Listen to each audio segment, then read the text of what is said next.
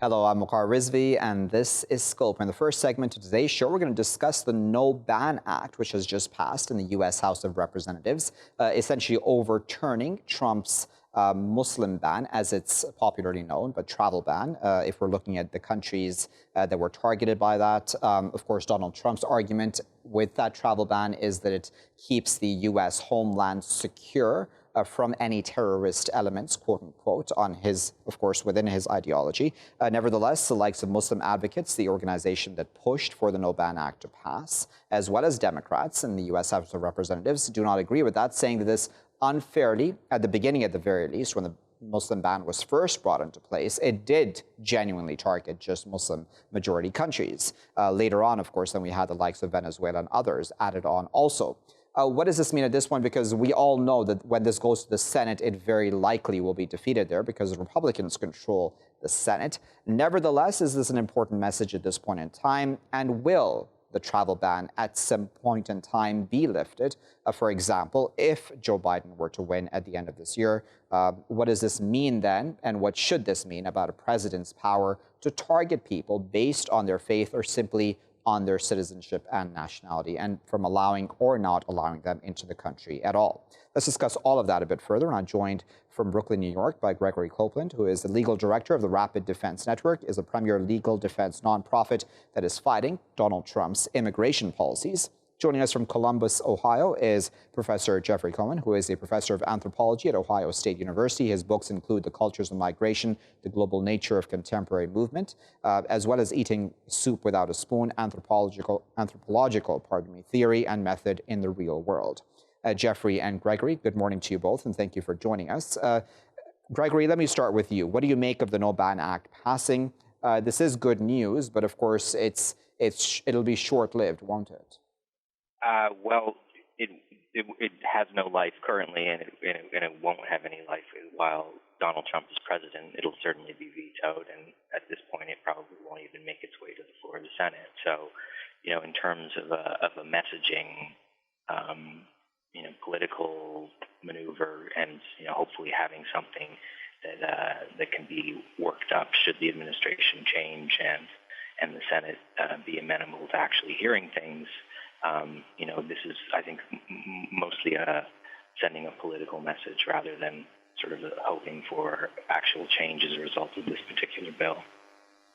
Okay, so Jeffrey, on the point of a travel ban at all, what are your thoughts on that? Because I've read both pro and against arguments for that, i.e. a president's right to do that. Do you think a president should even have the right to institute such a travel ban?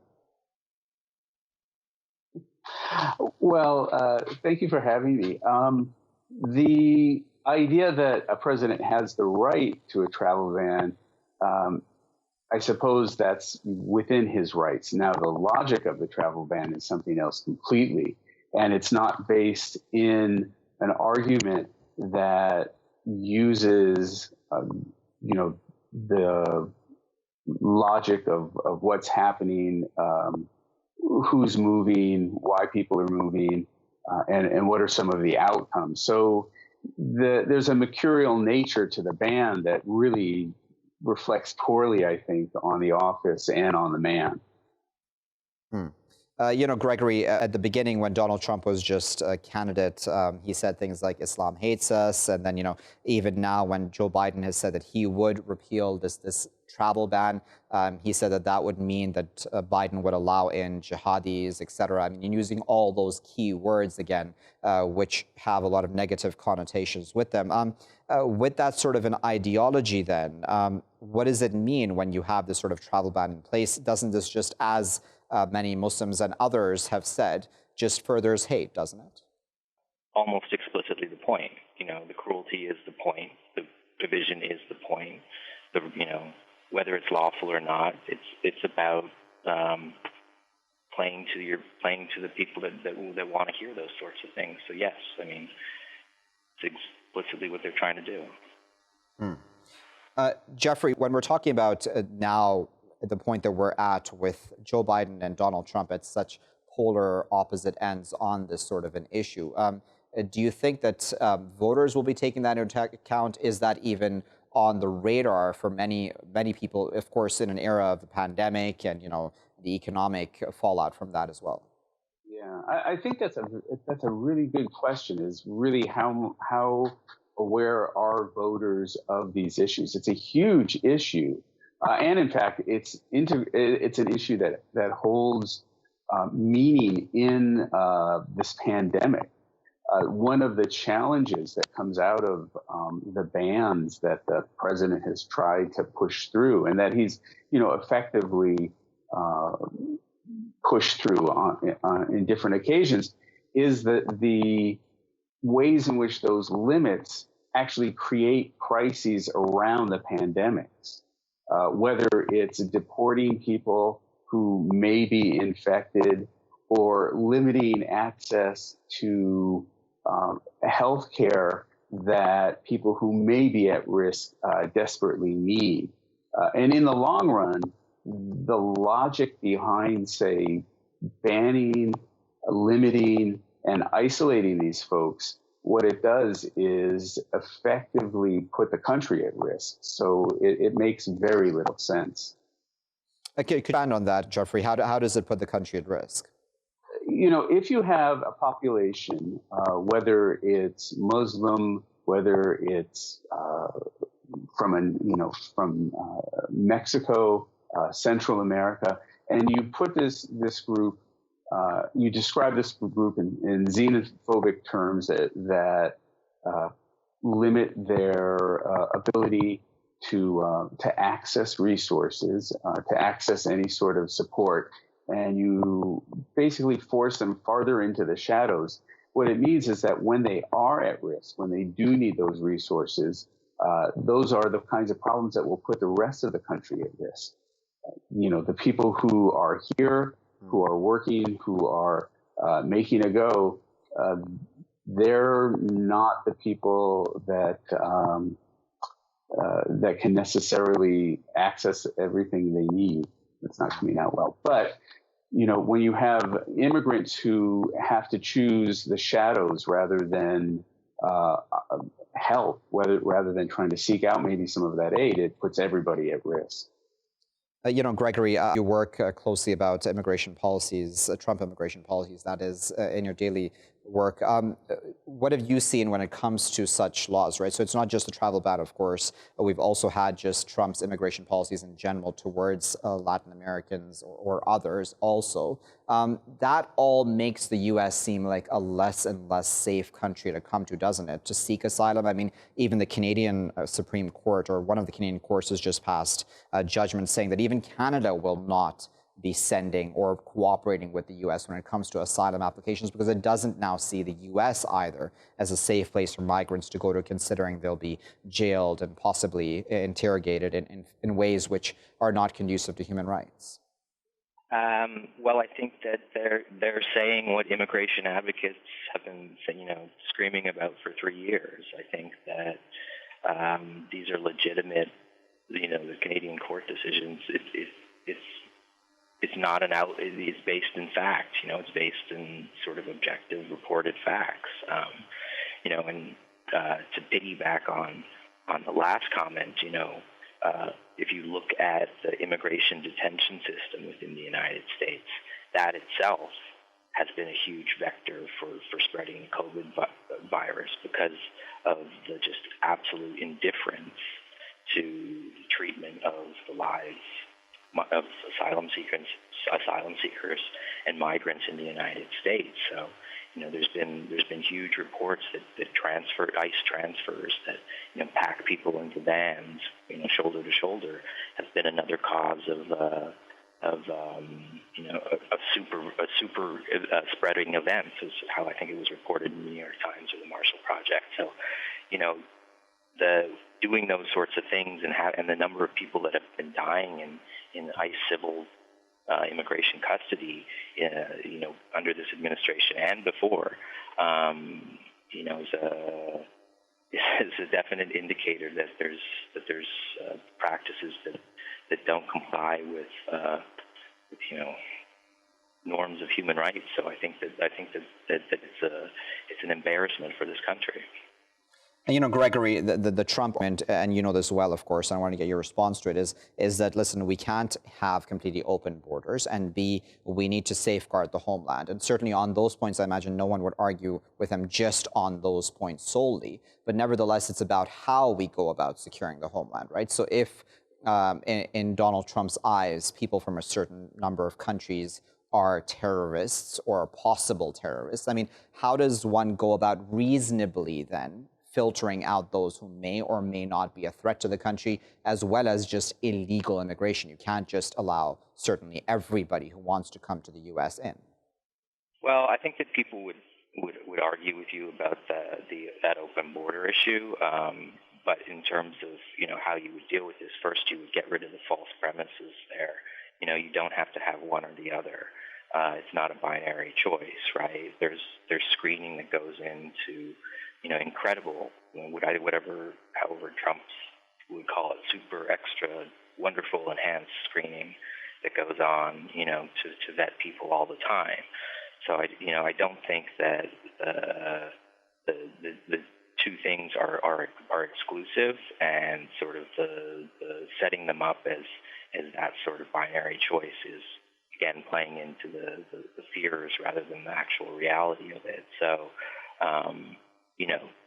the Trump administration doesn't care about sort of reasonable immigration. If you saw its approach to foreign university students on F1 temporary visas in the last 2 weeks, that sort of approach, it sort of undercuts any kind of argument that what's going on is reasonable or in this country's best interest. But yeah, you can do both of these things. You can have a secure border where you're not sort of inviting in people that intend to harm your country, and you can not be targeting people based on thinly veiled animus grounds. Jeffrey, I wonder yourself as an anthropologist, A, and academic, B, what your thoughts have been about this. Because, at the beginning when this ban first came into place, we had really weird images, right, where we had an Iranian child, I believe, a young child, 3 years old, 4 years old, I believe, who had been detained at a U.S. airport. I believe it may have been New York, if I'm not mistaken. But he was detained for a number of hours before being released to his parents. Then, we had a number of elderly Iranians as well. I'm just holding in on Iranians because those are the examples I remember. But, all of that hurts the U.S. image, right? Because the U.S. also very badly needs, in the future at the very least, immigrants and visitors as well to come in for its economy, for academics, for research, for all of the above. What are your thoughts on that? Well, you're absolutely right. And the list continues, right? Because we need healthcare, we need workers, we need people to take on really almost any kind of job in the U.S. Our population, like populations around the world, is aging. And one of the things that's going to demand is a workforce that's young enough to do the jobs that are necessary, one of which is going to be taking care of an aging country. And immigration is one of the ways that the United States actually maintains the workforce that it does, in fact, need. And these bans that are grounded in xenophobic reactions to people who are different are very dangerous in that respect, because they're looking at a very, very small number of people using those ideas to characterize entire populations, using it also to limit families from being together, like your point on a child being, held in custody, not being able to be reunified with his family. I mean, these are things that create images that are terrifying, not just for potential immigrants, but for citizens of the nation, but also for our image around the world. And I think that's a tragedy of this process. Gregory, I'll give you the floor before I let you both go. Just on that point again of, of what this means going forward for the image the U.S. has around the world, just for people visiting even. I have family there as well, as probably do a lot of people watching this as well. And, you just think twice now, thinking if it's even a good idea to visit at this point in time. And just that in and of itself, I imagine, hurts the U.S. both economically and in many other regards, doesn't it? Certainly. I mean, when you're talking about visiting, the first thing ran through my head is, could you even visit right now? So is that even a possibility? But yeah, I mean, we're living in a country right now that's using a law from 70 years ago about public health to eject 4-year-olds to countries, with no safeguards. We're using the DHS to attack our own citizens and take them off the streets and throw them into vans. So, I think that the immigration system is front and center in something that's really scary that's going on here. I think that people should continue to visit the United States safely and should make sure that they, consult whoever they need to consult with about getting through the border, coming in, and getting out. So, but I think that concerns about coming here, concerns about the immigration policies are unfortunately valid at this point. Very well. We'll leave it there. We do sincerely appreciate both Gregory and Jeffrey for their time this morning. Gregory, they're speaking to us from Brooklyn, New York, and Jeffrey was speaking to us from Columbus, Ohio, putting into context, of course, the meaning of what this No-Ban Act may mean going forward. Of course, we know that it will not get past the Republican Senate at this point, as it has the Democratic House of Representatives, or the majority Democratic House of Representatives, I should say. Nevertheless, it's a political message at this point, isn't it?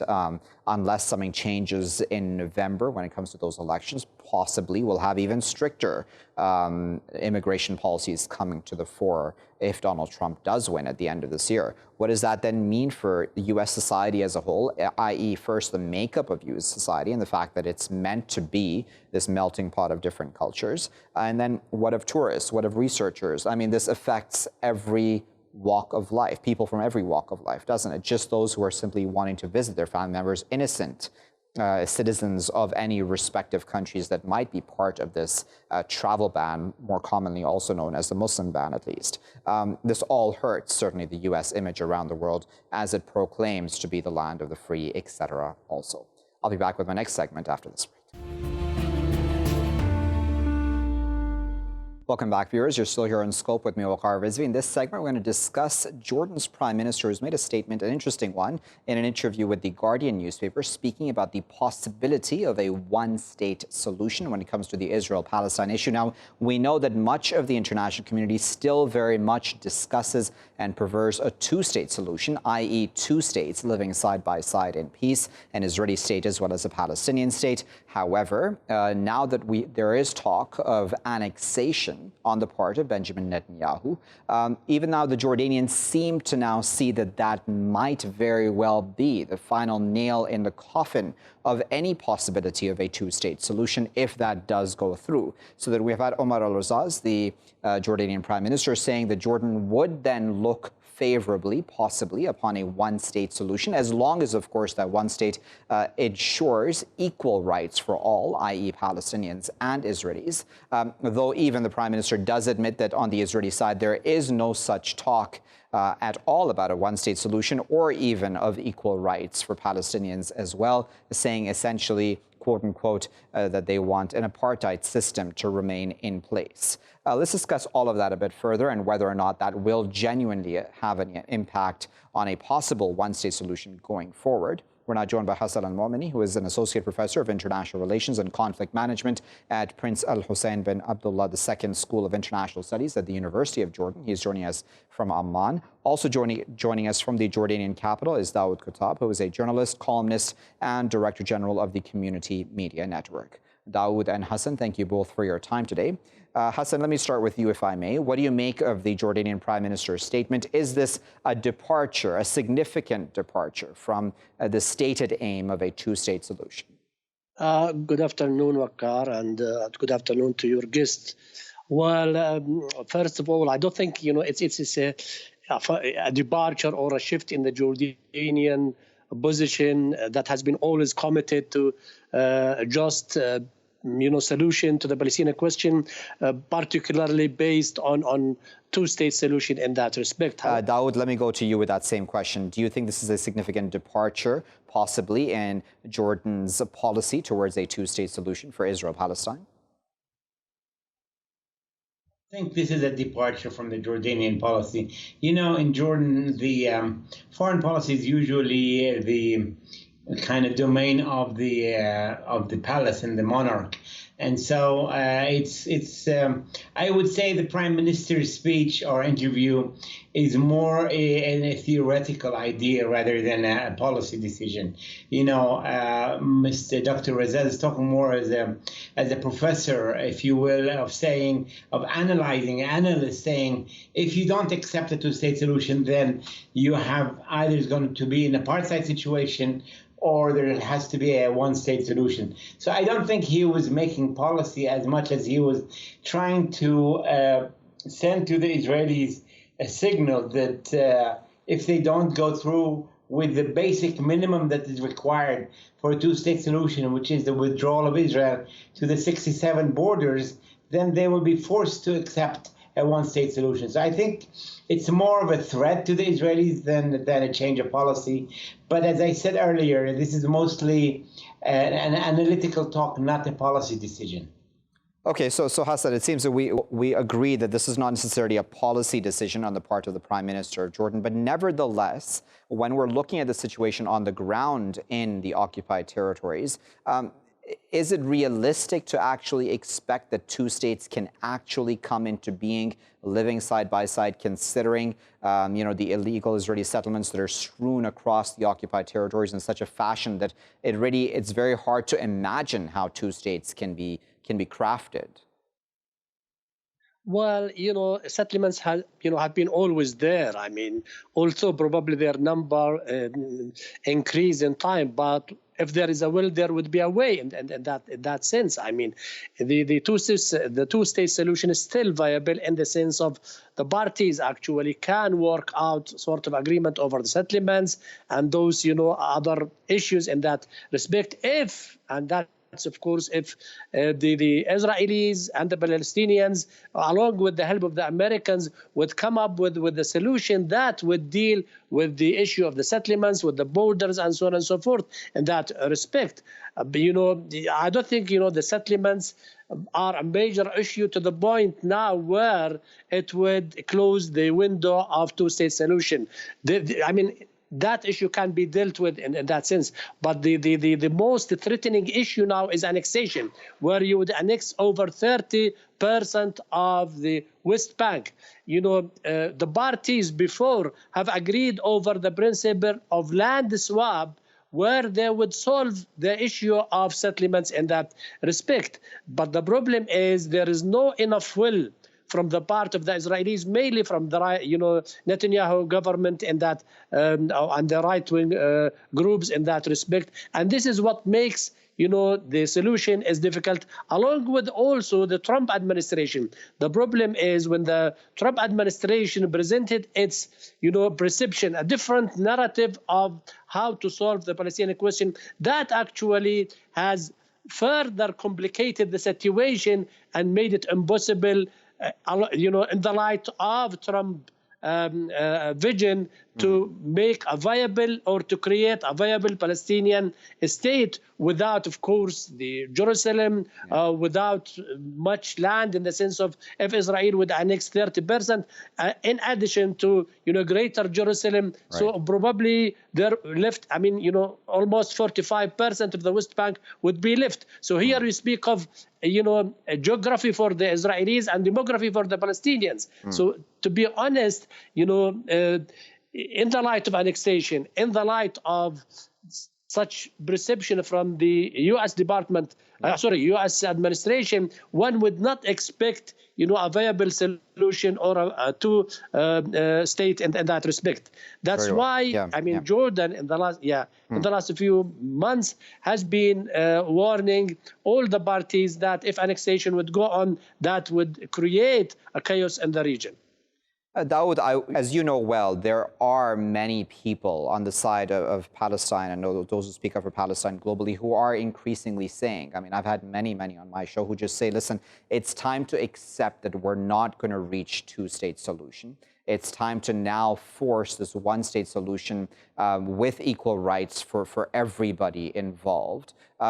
Do you think we're already at that point? Do you think that, as Hasan there said, there still very much is a chance left for a viable two-state solution? You know, that's a discussion I have at home every night with my children, adult children, because they are telling me, you're wasting your time with defending the two-state solution, and we can wait and let's get a much better deal in the one-state solution. The problem is that you need two to tango, and you need two parties to accept any resolution. Obviously, the two solutions that are viable in Palestine and Israel is either sharing the power or sharing the land. And so we're talking about sharing the land because that's the most viable and possible solution. It is true now we don't have a majority of people on either side supporting two-state solution. But if you look at the one-state solution, there's almost no support at all from the Israeli side for that. And so I think you might need to have a two-state solution initially, and then later you can work on a one-state solution. So I think the idea of a mechanism to reach that, I mean, young people today say we can wait another 15, 20 years.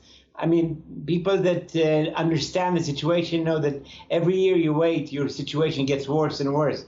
So I'm not in favor of one-state solution as the immediate solution. I can see that a two-state solution and then two independent countries and peoples can decide whatever their long-term solution should be.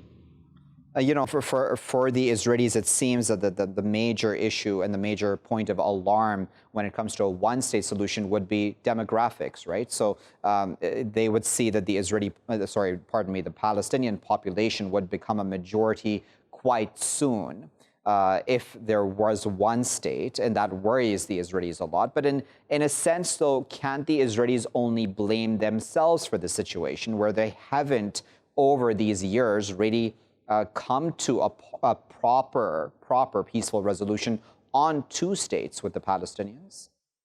I mean, totally. I would agree that one of the stumbling blocks in front of a fair settlement to the Palestinian question has been always the Israeli position, particularly, you know, the right-wing, you know, government in that sense. I mean, Netanyahu.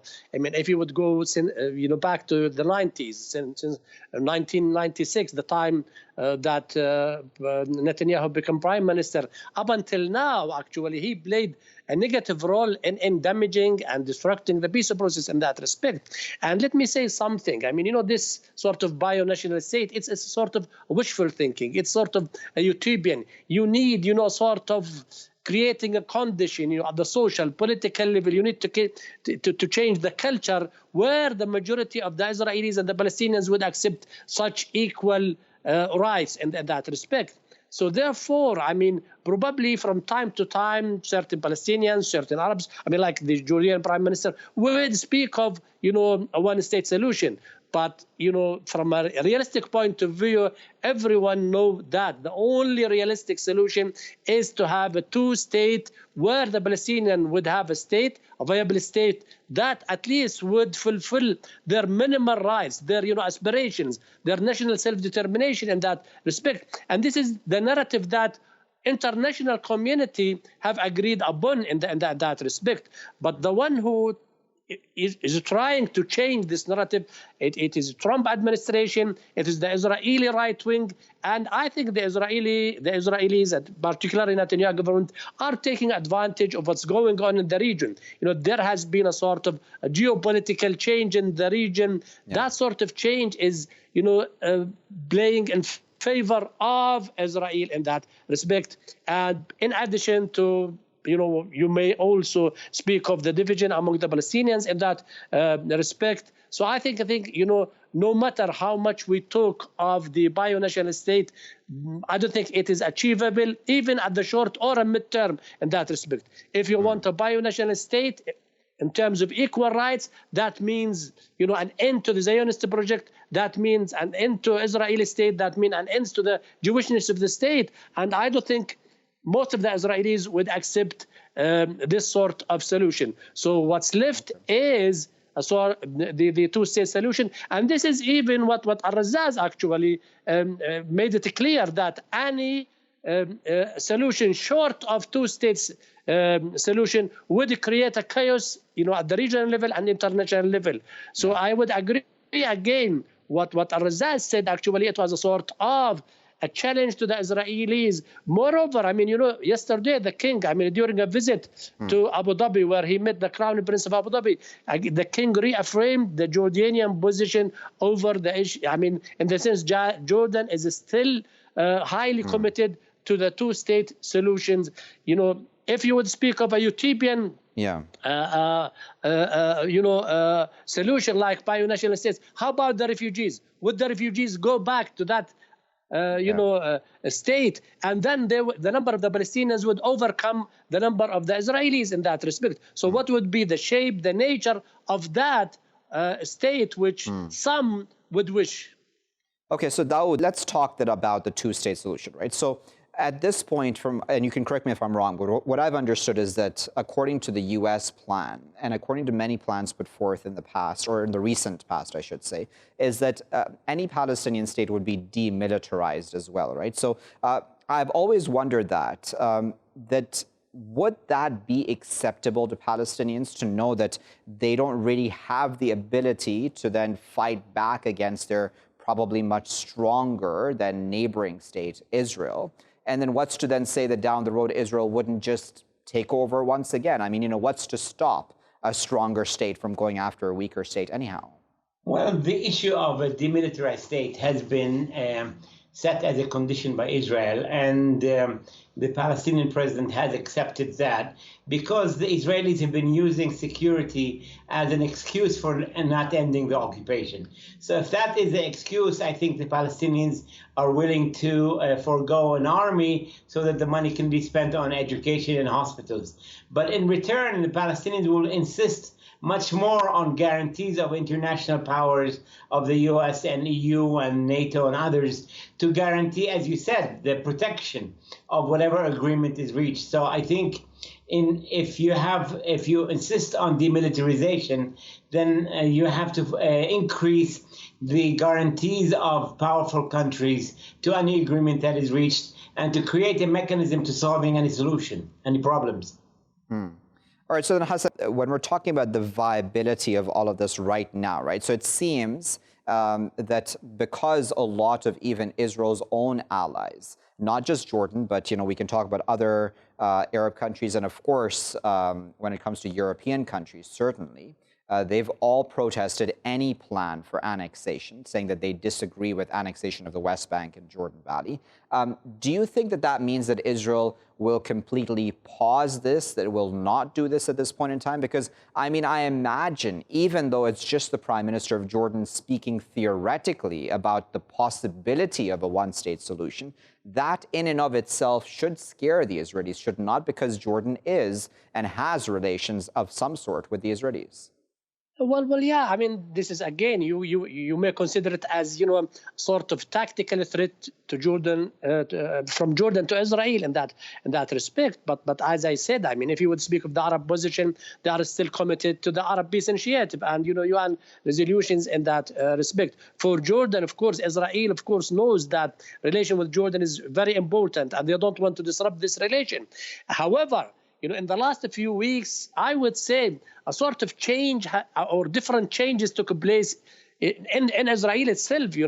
We don't have a sort of a consensus or an agreement between the different groups in Israel over the issue of annexation. I mean, if you would speak of the blue and white, alliance or party, they have, to a certain extent, they have sort of differences with Netanyahu and the Likud and, of course, the right group over the urgency of the annexation or how much land should be annexed in that respect.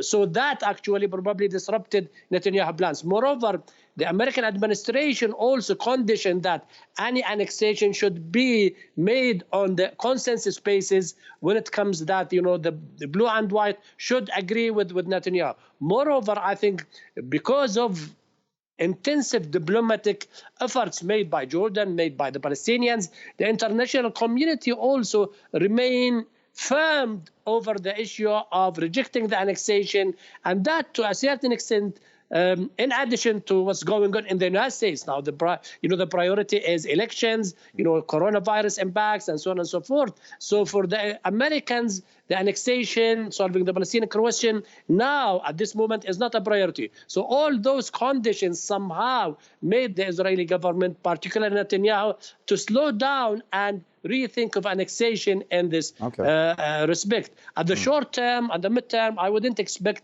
annexation unless probably after the election of who would be elected when it comes to the American elections. I mean, that would be a turning point. If the Democrats would win, of course, that would be a game changer. Daoud, the final word. How important is it, and I imagine it is quite important for the Jordanians to, at this point, even as we've all spoken about, hypothetically speak about the need for one state if, all of this goes through vis-a-vis annexation and two-state solution, may not even be viable. Will that be enough of a warning for the Israelis? Do you think alarm bells may be going off in Tel Aviv? Well, Jordan is a key element to the decision of annexation. I said, I think, even on your program before the annexation, that it will not take place for many reasons. But the main reason has been the strong opposition of Jordan. And the Israeli, especially defense establishment, has been opposed to annexation specifically because Jordan has been opposed to it. So I think it is true that Jordan has played a big role in slowing down, if not stopping, the annexation. But I think what is happening is that the Israeli government, the Israeli administration does not give enough attention to the Arab and even the Palestinian point of view. And they only care about the point of view of the man living in the White House. And I think that is also a problem that we need to find a way to change. And I think what Prime Minister Omar Razaz tried to do is to change the game by putting pressure on the Israeli public to say, if you keep rejecting the two-state solution, you will be forced to swallow something that will dilute your Jewishness and the Jewish state. So I think, in a sense, it was more of a tactical statement and a theoretical one to basically change the paradigm which the Israelis have been paying little attention to the rights of people and more attention to the power that they have. And I think might is right and not might should not be right. Right should be might. And I think that's what Omar Razaz wanted to send to the Israelis. All right, let's leave it there at that for now. That was Daoud and Hasan speaking to us both from the Jordanian capital, Amman. Putting into context for us, Omar Razaz, the Jordanian Prime Minister's statement vis-a-vis a one-state solution, a possibility of a one-state solution for Israel-Palestine, considering the fact that Israel might still go ahead with annexation of the West Bank and Jordan Valley.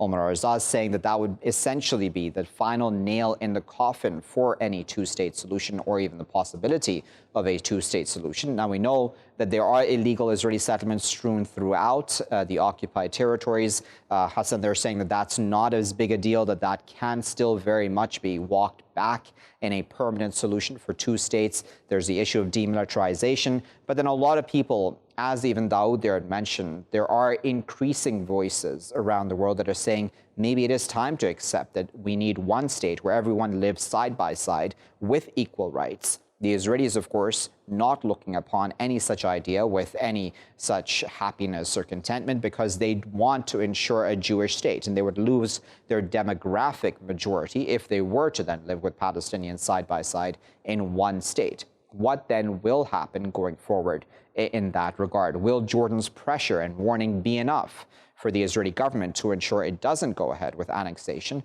And then, of course, the U.S. elections at the end of this year are vital as well. I'll leave it there for now. I've been Waqar Rizvi. Thanks for watching.